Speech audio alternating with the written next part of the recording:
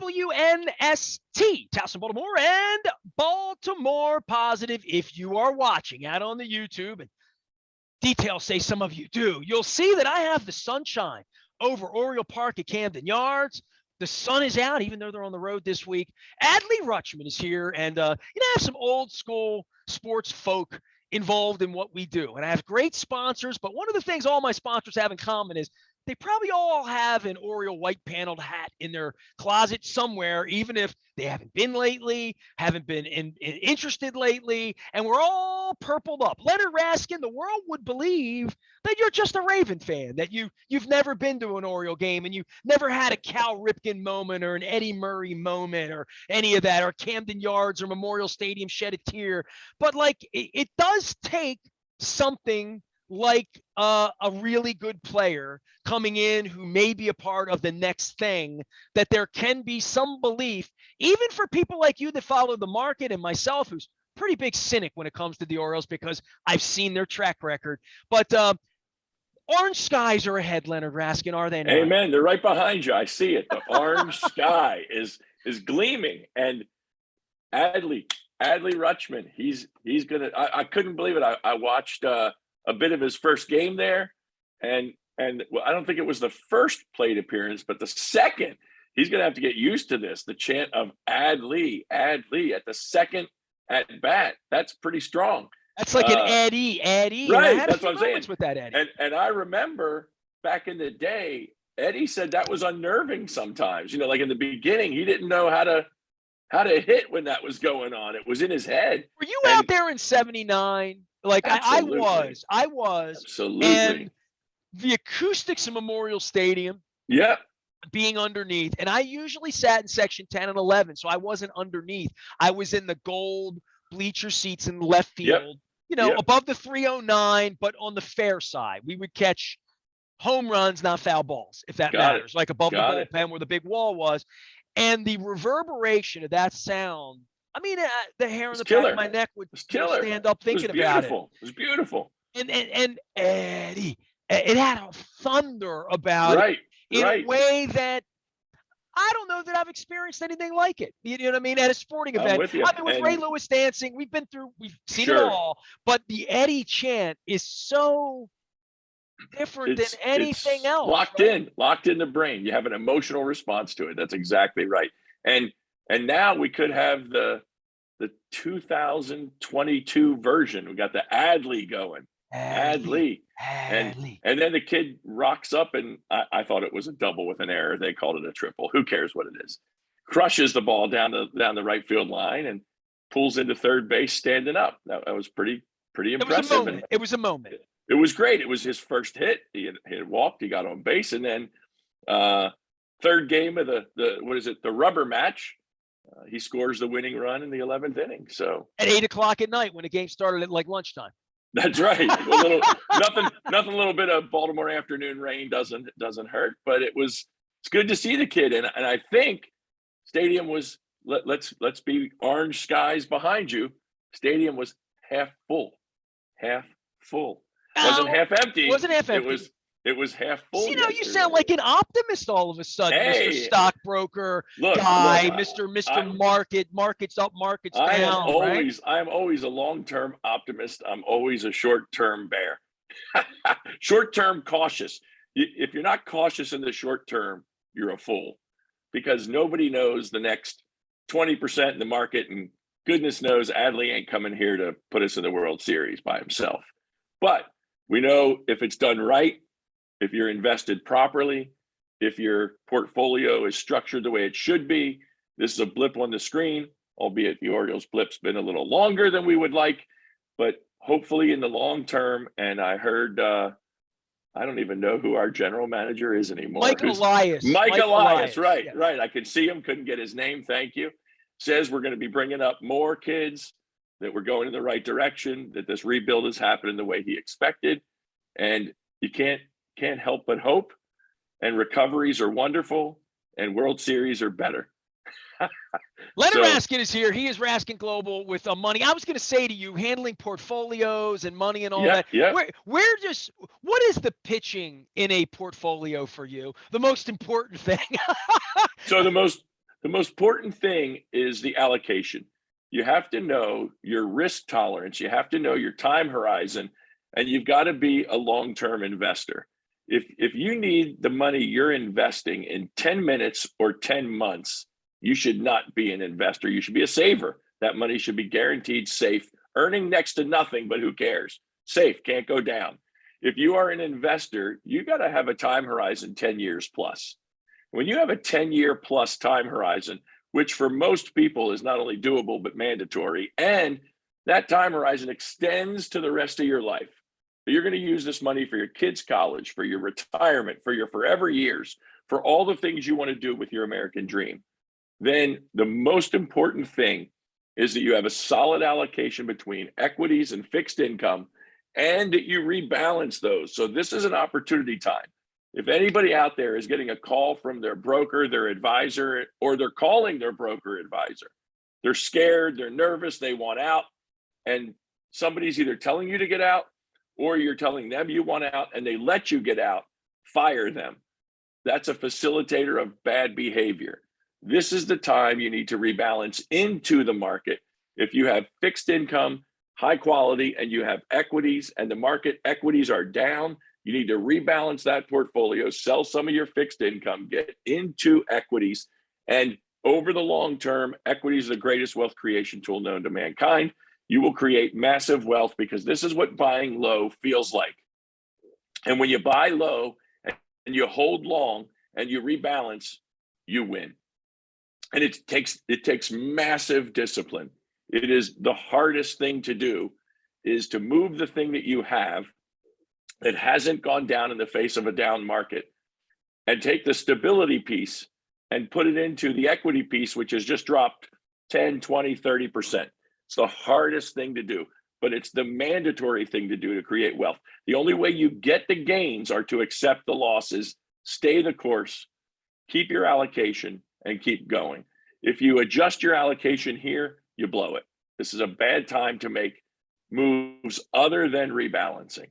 Tough talk from Leonard Raskin, Raskin Global. You can find him at raskinglobal.com. We like to joke about sports and have a good time. And Yeah. but this is, the market's volatile right now, and it's a weird time. And more than that, and everybody will speak to this, right? And I'm sure you have your political beliefs and what, but either way, inflation's real and things cost more Yes. and everything's Yes. costing more. You'd like to think that the savings you're saving is growing more, and that if that Coke or Pepsi costs 10 cents more and they're allocating on their end, they're still making money on that stock would be, and bonds and places you would be invested would be okay, because corporations must be doing well. Look at the price of that gallon of milk, right? And they will. Right now, what's happening when our viewers, listeners look at the stock market, quote unquote, the Dow, the S&P, they're seeing carnage. And here's the thing, there are a lot of companies that are doing very well. This goes to the point of why stock picking is a loser's game. If you would have invested in the last couple years in the high tech stocks, Facebook, Apple, Amazon, the front runners of the market, Google, now called Alphabet, if you would have invested in these companies, you would have seen great gains over a period of time the last few years. They have been crushed. And Those you feel stocks, great about the gains, right? of course. Yeah. So you just said, But you haven't gained anything until you sold it, right? That's right. You said this market is volatile. I got news for everybody. The market is always volatile. The difference between what's happening right around now and what's been happening in the past 5 plus 10 years is, in the past, the volatility is on the way up. Nobody notices. When the volatility is on the way down, everybody screams volatility. The market is always volatile. You just ignore it on the upside because you have a positivity bias about the market. So you love it, but if you don't sell and rebalance, take those gains and put it into other areas of the market, small companies, value companies, foreign companies that aren't doing as well, you don't really get those gains. You just get paper gains. And so you have to rebalance. Just as I said, the hardest thing to do is take your safe money, put it in equities when they're down. The second hardest thing to do is take profit when your equities are way up, to sell the gains and lock into the fixed income or rebalance into asset classes. So again, portfolio allocation is critical, not just equities and fixed income, but what type of equities? How diversified is your portfolio? Do you have small caps? Do you have micro caps? Do you have value stocks and growth stocks? Do you have US stocks and foreign stocks? And how often do you rebalance that portfolio to mitigate the risk of a bad time in the market? Last couple of years, we've been having great returns, and a lot of, I think this is a Warren Buffett quote. I'm not 100% sure who said it. I think it was Warren Buffett. A rising market makes everybody look like a great investor. But you know what? You do no wrong when business That's is booming. Right. You can throw darts. And right now, select businesses are doing really well. Other businesses, not so much. But ultimately, the next 100% in the market is up. So you have to be in, you have to be diversified, you have to be long-term, and you have to rebalance. Those are the keys. And if you own the market and over time rebalance, and at these times when it's difficult, buy in.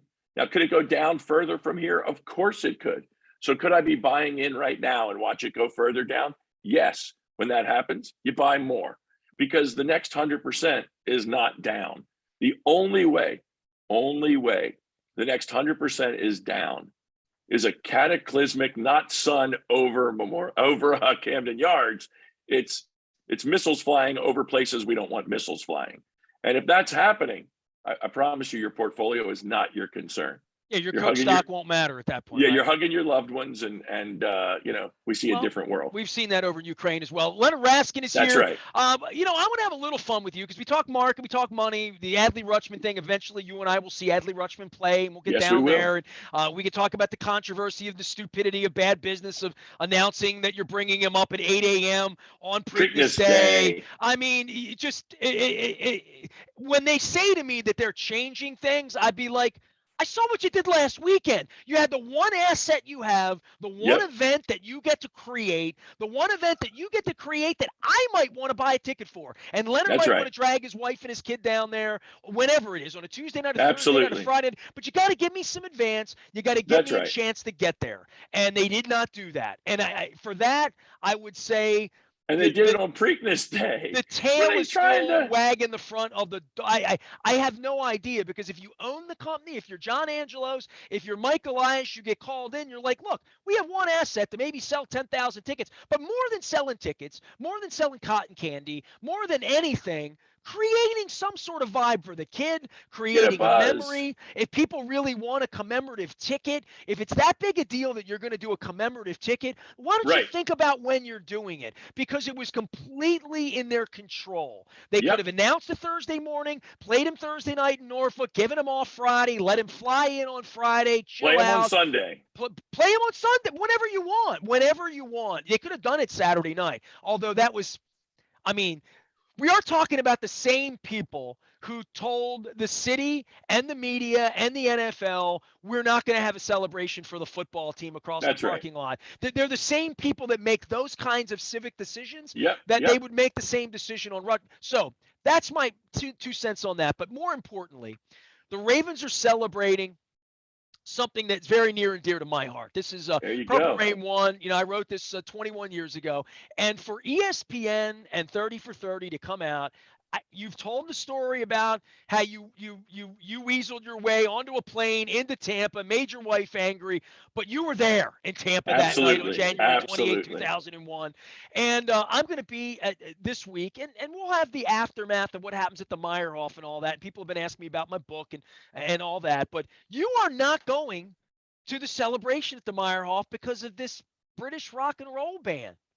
Hey, there's a chance to see the Who, and here we are, May of 2022, and there I was in 1982, September of 82. I was there too. Yes. Before that, the Who. Not yes, it wasn't Rush. Right, yes, the Who. But before September, tickets went on sale, and back in the day, you had two places that I remember to get tickets. One was the Capitol Center. The other was the Heck Company.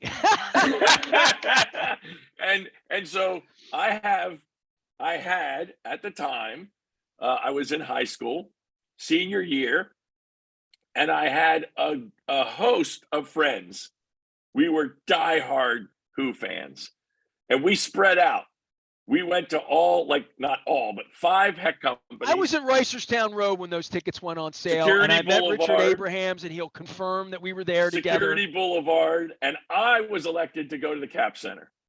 I was down at the Cap Center. You had the best party then, because there must have been 10,000 It was crazy. It was crazy. Was there anything better than camping out for concert tickets? Oh my God, we were there at midnight. Camping out for concert tickets. We were there at midnight, and what else was insane was every door, every ticket booth had people. So you had to pick your line. So we picked our line, and then that side of the parking lot, we partied. And the other side, they partied. And then at 10 in the morning, ticket window opened, and we got tickets for what? Not just the Who. The Who final farewell tour. And I have in my possession, not with me this morning, because I didn't know we were going to yak about the Who, but you have to in my possession, the program from the farewell tour. Eminence Front. It's a put on. 82. It was a put on. Because now in 2022, 40 years later, and I mentioned this to someone over the weekend, and here's what they said to me. You do realize they have toured more since the farewell tour than they had before the farewell tour. Think about it. They were a band of the 60s, 70s. They were farewell in 82. That was about a 15-ish or so year run. And here we are in 2022. Hold on, so you tell Matthew that you stayed up all night for Who tickets and that you camped out. Does he understand that? I mean, he has no concept of what this is. Does young people... The boy at 20, first of all, he barely knows the Who. And second of all, he doesn't understand that at all, because he picks up his phone, he gets a code, and the code says, this is how you buy your tickets for the Buckeyes for football. And the 23rd of May is student Buckeye ticket buying day. Oh my God. So this is so 10 o'clock, he goes online, he puts in his code, and because he classes as a senior, he gets first dibs, and he goes in and picks his seats and his seat, and he gets a student ticket. He never pays anything. It's online. He never goes anywhere. It's online, and his tickets show up in his Ticketmaster account, and he shows his phone to get. You don't meet girls this way. You meet girls camping out for concert tickets. Absolutely. Right. Exactly. Camping out for concert tickets was killer. I camped out for the Stones. I camped out for the Who. I mean, look, I was in Kentucky. I went to the Derby, and I was with a friend who was telling the story that the Who just played last week, the week after the Derby. At Riverfront, they played. They played Riverfront, and it was a benefit concert. Now, most of our listeners, because it's you and me, and we get a little maybe older crowd, they may remember this. It is the first time the Who has played Cincinnati since the great rush of general admission tickets and people dying underfoot trying to get to seats. And they played this concert and this blew me away, as a benefit for scholarship for the children of the people who died. I mean, that unto itself. I mean, the Who tragedy is something that's been with us our whole lifetime. It's something when I went to concerts, my parents were concerned about after it happened, right? It ended general admission seating, until Springsteen brought it back 15 years ago. But WKRP did a very serious segment on, episode on that. And so, yeah, I mean, I love the Who. I've been seeing the Who forever. I wish I could go to the Who, but unfortunately, I've got these purple memories here. The 30 for 30 on the Ravens. I'm not taken aback that it's happening, but it's been 21 years, and it really is. I started to reread my book, and the second book was actually a better book. I wrote this when I was younger, but this is first person. These are my memories and my passion and how much I love the football team and what it meant to the city. I would most of this book is about what it meant to me in the city and being I'm wearing Colts colors in my Raskin Global shirt, but what it meant to lose. I wore my Baltimore Colts belt buckle to the Preakness on Saturday. My son found it in the house, my childhood Baltimore Colts belt buckle. I Yeah. wore it the other day for the first time since 1978, probably when I was a little boy. And but these memories and what this championship meant for the city. I know this 30 for 30 is going to be about Ray Lewis and Tony Saragusa and the Trent Dilfer, and that's cool. That's all. But Yeah. the real story that I wrote here was about this city not having a football team, being told we'd never have a football team, and Get oh, a by the way, museum. 5 years later we had a parade. This was about the fans of Baltimore football. That's what Darn that right. championship. And I know ESPN's not. They don't. They're going to turn this into Rod Woodson and Celebrity and Shannon Sharp and how many Hall, and that's great. And it was all of that, John Ogden, Right. all of that. Right. But really, the story of the city is the real story of Purple Rain 1. Well, who's doing it? Who's doing it? I mean, I know it's the 30 for 30 crew, but who's talking that story? That's what I want to know. I hit the producers. It's an NFL Films presentation. Okay.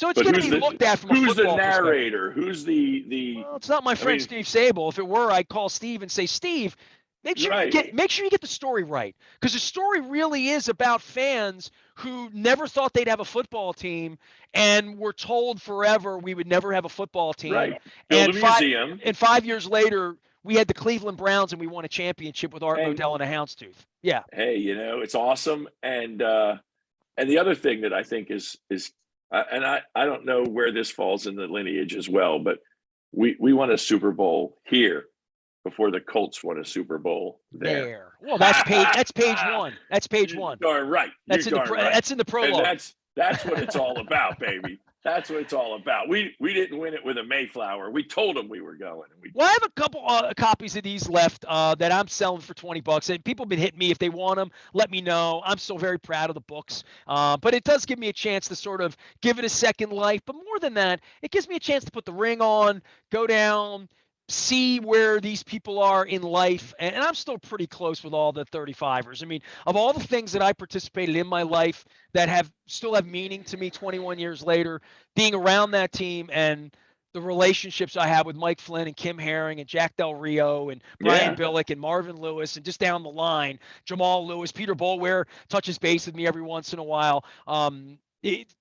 That's a wonderful memory for all of us. And I think all of us are really looking forward to seeing the film. No question.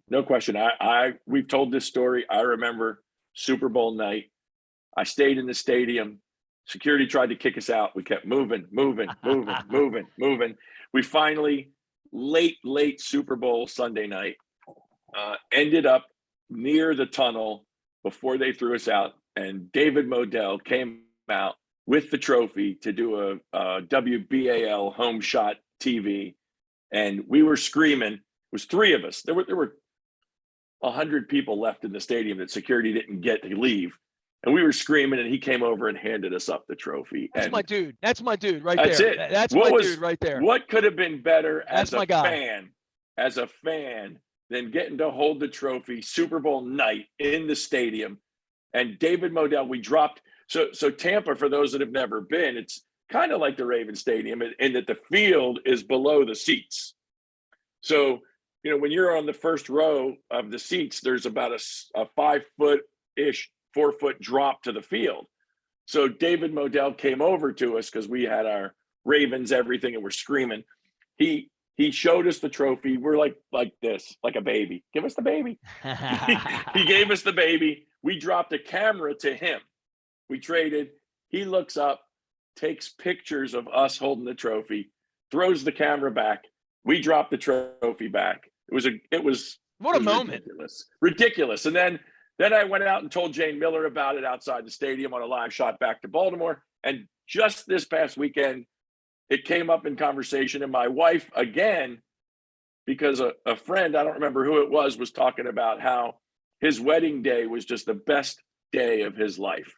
And my wife brings up that on air, back to Baltimore from Tampa Live, I said that holding the Super Bowl trophy was the best day of my life, not my wedding day. And so 21 years later, she still says to me, not my husband, best day of his life was holding the Super Bowl trophy.